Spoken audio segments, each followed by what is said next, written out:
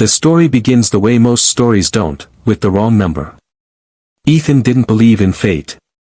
He didn't believe in cosmic timing or whispered signs from the universe. He believed in alarm clocks, grocery lists, overdue bills, and the soft sleepy murmurs of his 8-year-old daughter, Lily, who was the entire reason he pushed forward every day. He was a single dad, a mechanic by trade, and a quiet soul by default. His life didn't have grand twists, just small moments of exhaustion and quiet, ordinary love. So when his phone rang late one evening, he assumed it was a customer. Or maybe the school. Or possibly his landlord. He almost didn't answer. "Hello?" he said, keeping his voice low so he wouldn't wake Lily. There was a pause. Then a soft, unfamiliar female voice replied, "Hi, is this Daniel?" "No," Ethan said. "I think you've got the wrong number." "Oh." The woman sounded embarrassed. "I'm so sorry. I was trying to reach, well, someone else. Sorry to bother you." "No problem," he said, ready to end the call. But before she hung up, he heard something in her voice. A tremor. Like someone trying not to cry. "You okay?" he heard himself ask, surprising even himself. Silence. Then a deep sigh. "Honestly? Not really. But you're a stranger. So I shouldn't say more." He could have hung up. He should have hung up. Instead he said softly, "Sometimes strangers listen better than the people who know us." There was another pause. Then she let out a small, sad laugh. "Fair point." And with that, the wrong number became the beginning of something neither of them expected. Her name was Ava. He learned that 15 minutes later, after she slowly opened up about the terrible day she'd just had. Her father, a powerful man, chairman of a vast luxury hotel empire, had passed away. And with him had come a crushing avalanche of expectations. She was the sole heiress. The world expected her to lead. But she didn't feel ready. "I called the one person I thought would tell me I don't have to be strong," she whispered. "But I called the wrong number instead." Ethan sat on the edge of his worn-out couch, phone pressed to his ear, staring into the dim light of his living room. He thought of the weight she must be carrying. He thought of Lily asleep in the next room, the one person who made him strong even when he didn't feel like it. "Then let me be that person for tonight," he said gently. "You don't have to be strong with me." The line went silent again. Then he heard soft, broken crying. Not loud. Not dramatic.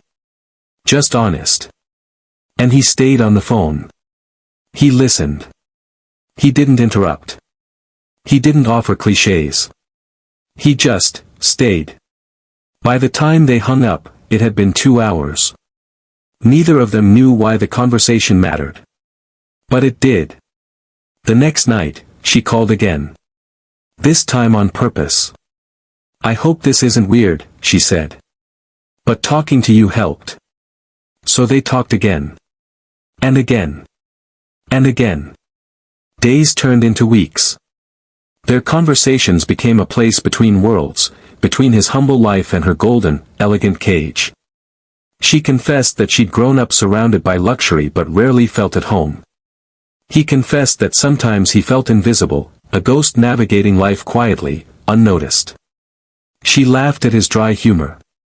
He warmed at her kindness. But they never discussed meeting. Maybe they were afraid reality would ruin it. Then one afternoon, he got a call, but this time, she wasn't calm. She sounded panicked. "I messed up," she said. "What happened?" "There's a board meeting. They want me to speak." I've never been more terrified. He imagined the type of room she meant, polished wood tables, expensive suits, cold judgment. "Where are you?" he asked. "Regency Tower."